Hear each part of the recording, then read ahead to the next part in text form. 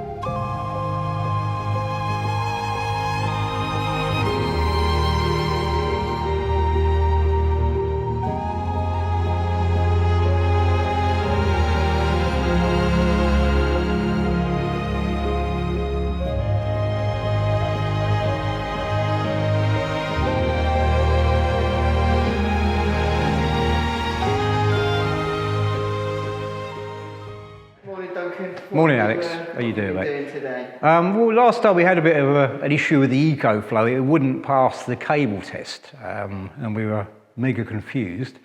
So what I've done, I've pulled the mains panel apart and the switches apart, double-checked all the connections, put it all back together, and now it's happy. So we're not actually any of the wiser what the hell has happened to it, to tell you the truth, Alex, but now the EcoFlow is happy with the wiring test and it is working properly. So. And what's it for? It's battery backup. We've only got 3 circuits on it here. The idea is if you have a power failure, it will change over instantly to battery. The system behind us there, they're the battery panels, and that's the EcoFlow home system that switches it, the smart home. So if there's a power failure, we keep power to the lights and to the sockets. We've not fed the air conditioning or the cooker because we thought, you can't have too much on it, otherwise the battery's just going to go very quickly, aren't they? So we've in any event here now, we've got power, and the Starlink feeds us internet as well, so we've got internet and power, so we can move in here if there's a problem, can't we, mate? We'll be safe and warm. Yeah, the milk's all right, the fridge is working. Yeah. That's it, yeah. So hopefully it will continue to work, but yeah, I'm still not sure what the issue is, but yeah, I don't know. Really soulful. it's working now and it's all back together again, Alex. That's the main thing, mate, isn't it? So that's that for the kitchen, really, isn't it? Now we've just got the only thing I haven't done is crank the cooker up, I think, really, isn't it? And the hood when that's ready, Bill. We've got a bit of cable. I'm not sure, Bill. I'll have to have a look. It's 255 core, isn't it? We've got to hoof that out and yeah. Plug it in. Yeah, it's not.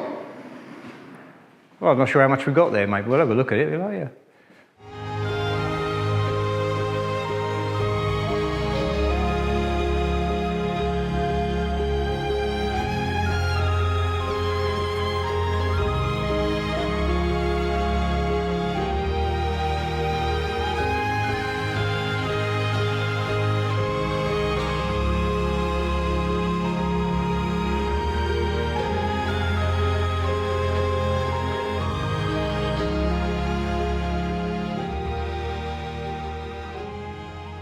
Welcome back. We are now finished with these pipes that we spoke of. So all the lead pipe has gone from the pneumatic side.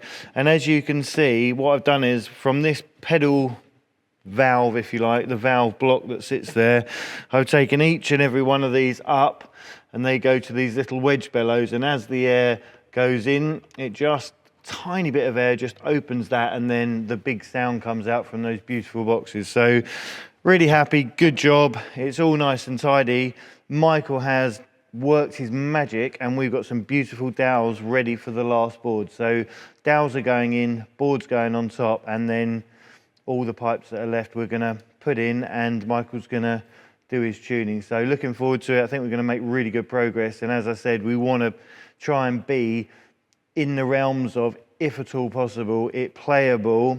And then tomorrow we'll be just tweaking and putting the side panels on.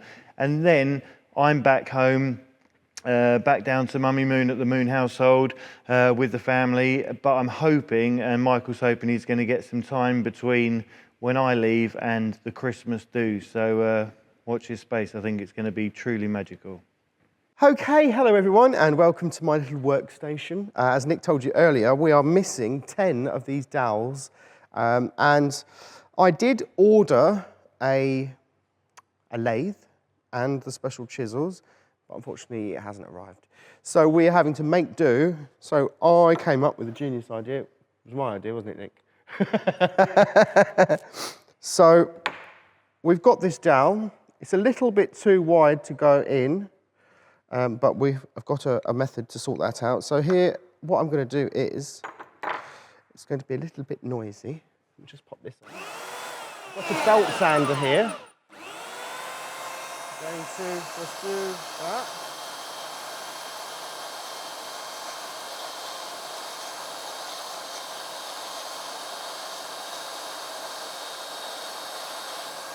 And if you look here, oh, lovely. So we do the other end.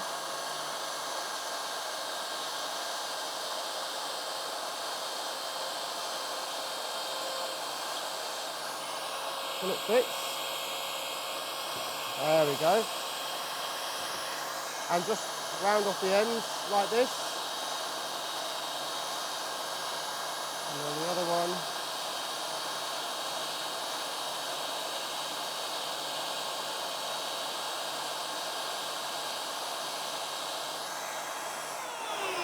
Which gives us this. And then what we do is we have these copper pipes which act as a spacer, and then what you have is, if I can line it up, a pretty decent version of the same thing. So that'll fit in the holes, and then that will just act as a spacer. And these are exactly 101.5 millimeters long, which is exactly the same as this. So they should work. And if they don't, I'm going to jump off that tower. So let's crack on.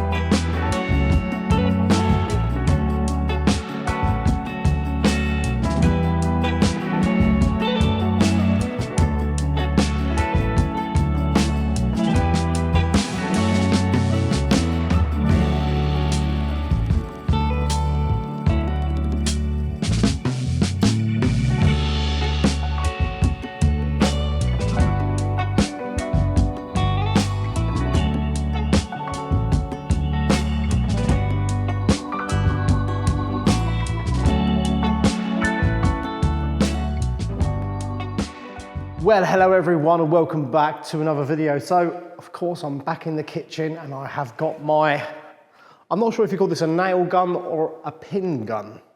It does fire nails, but they're very small, or more like pins. And yesterday I sanded and Osmo the skirting board for the island, or the baseboard as you call it. So I need to fit them quickly and then I'm gonna try and give this whole thing a final coat. So we better crack on. These are the bits, they've been Osmo twice. I did one coat in the morning and I did a final coat later in the afternoon. But I've just got to work out now which bit goes where, because they're actually not marked. So hopefully that goes in there and that goes in there. Oh, I think that one does fit perfectly. What's it like here? No, it doesn't fit. Okay, maybe this will go the other side.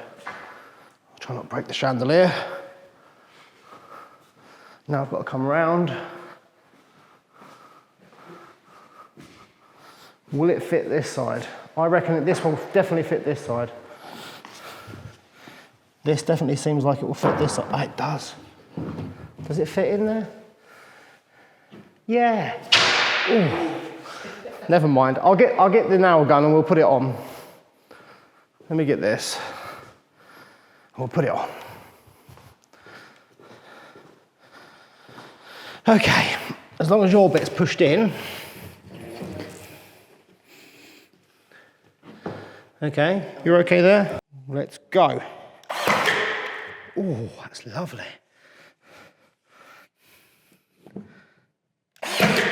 Well, I am nailing it just because if it ever needs to be moved or removed, gluing it would make it quite difficult to take off, so these will pull out quite easily. I hope anyway.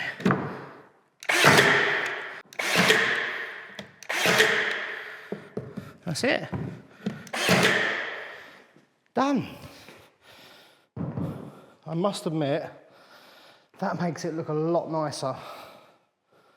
It really finishes it off. I'm happy with that. Right. Next side. Okay, try not damage anything.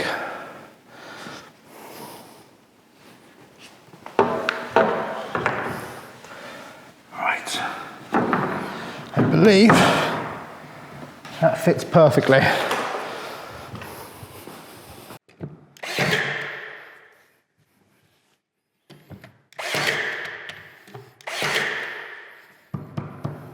This one in a little bit more.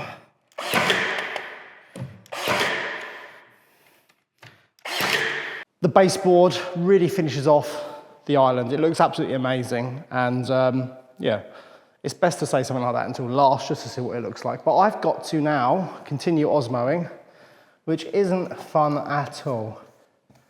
So I better crack on and go and catch up with the organ builders if you want, Alex. So I'll see you in a bit, mate. See you later, good luck. Thank you.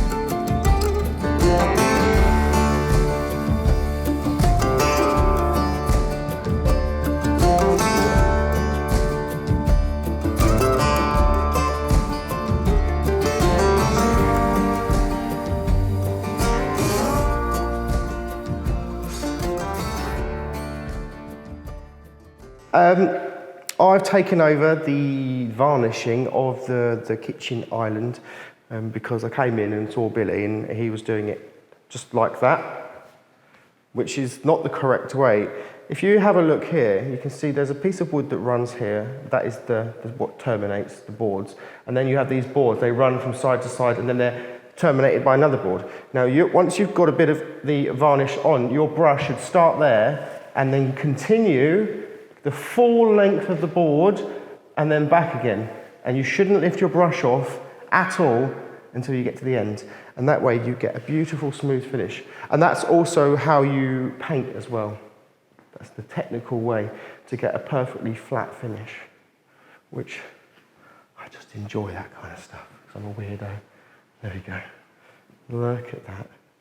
Slowly, slowly, not too fast. There you go. You enjoying that?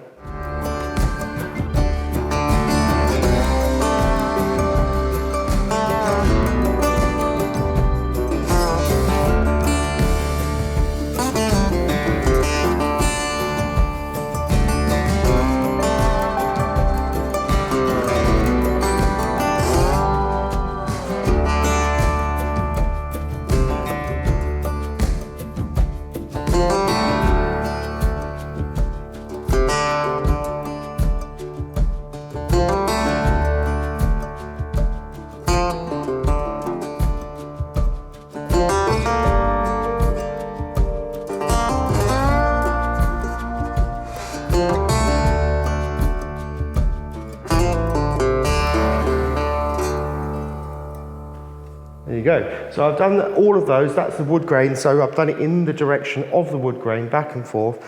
And then you've got this other piece of wood where the wood grain is in the opposite direction, perpendicular. So for this part, I'm going to just line the brush up with the edge and then just do one stroke all the way along, just like that. And then finish there and then do the same there, like that. Look at that. Perfect. You won't see any brush strokes when it's dry. So hello everyone, welcome back to the organ. We are getting very, very close to the end, and just in time for Christmas. So today's advances are that we needed lights around the keyboards, or the manuals as they're known, and we needed a switch at the front so that the bellows could be switched on without rooting around behind. And I just so happen to have two light fittings left from when I did my cottage kitchen. They would be nice if they were brass, but they'll do for now. And let's switch them on.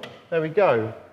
And also there is these are nice Bakelite switches. They're replicas of the sort of old 1920s ones, but safe for a modern era. And you've got a switch here. Do that, and that turns the bellows on. Easy peasy.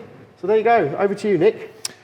Right, so Michael did the dowels and he's put the board in. We haven't managed to get on with the other bits because Duncan very kindly wired all this in. He's put a little consumer unit on the side, which means that everything's controlled from there. If we want to add to it at a later date, we can, which is fantastic. He's also put in a plug point next to the one that runs the motor which creates the air. So we've got the option of whether it's a Hoover or whatever, because at the moment in the chapel there is no mains wiring. Everything you see, what we've been using, is either off battery packs or off extension leads. So it's all a bit of a mishmash. So if somebody needs to get in there and tune it, we can plug a light in with a cable and that'll be all good. Easy peasy. So I think there's now it's just a case of We've got tinkering. one day to put the rest of the pipes in. There's about 100, a bit more. We can do it, no problem. And this needs to all be levelled off, but if we haven't got time, it's still playable. And that's the main thing. And it's back together. There is another bit, because obviously I'm going home back to the family, but Michael does have the foreseeable future to do stuff. In the immediate future, it's going to be fine because there's a good 4 days, 5 days, whatever, in between doing all the other stuff he's doing.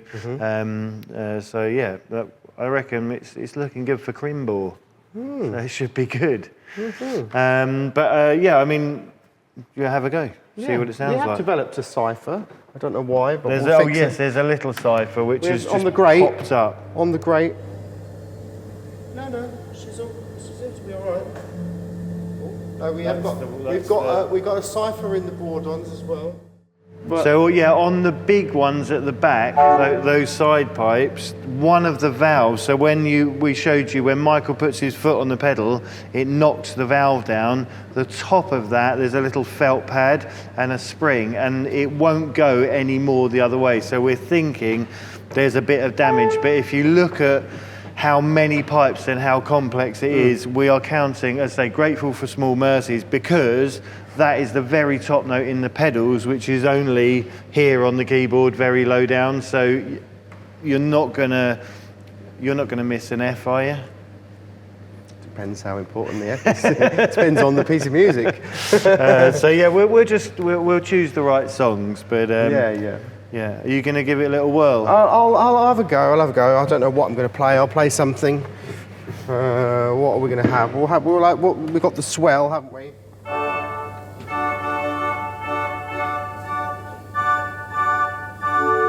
All these lovely different sounds.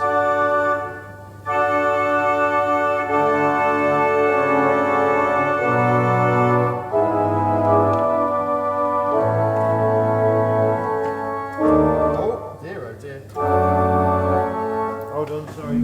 Oh, he's on it. He's Start found again, start again.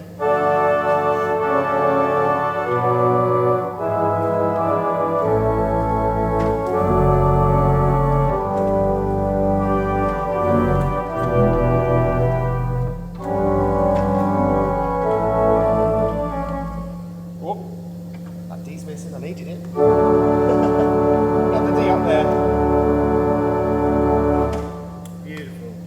Yeah. Well, the thing is, it looks like a piano, but it's nothing like it. So I've got to learn how to play on separate manuals and with my feet at the same time. So and with a load of I stops. need probably years worth of practice, which I don't have. So we'll have to just make 1 week. 1 week. No pressure. He's good though. He's good. I want to be up. It's all about, that's the thing, we've coaxed it back into life, but obviously it's a great thing to be able to just be figuring out what's going on.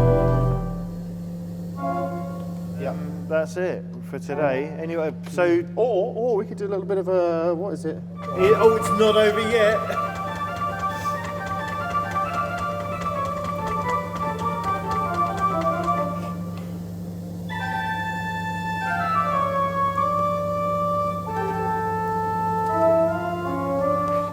To learn that one, but I think it could be quite dramatic. Just right. There we go. Let's turn the thing off. Turn the lights off. Listen to that. Time to go home. Thanks for watching, everyone, and we'll see you tomorrow.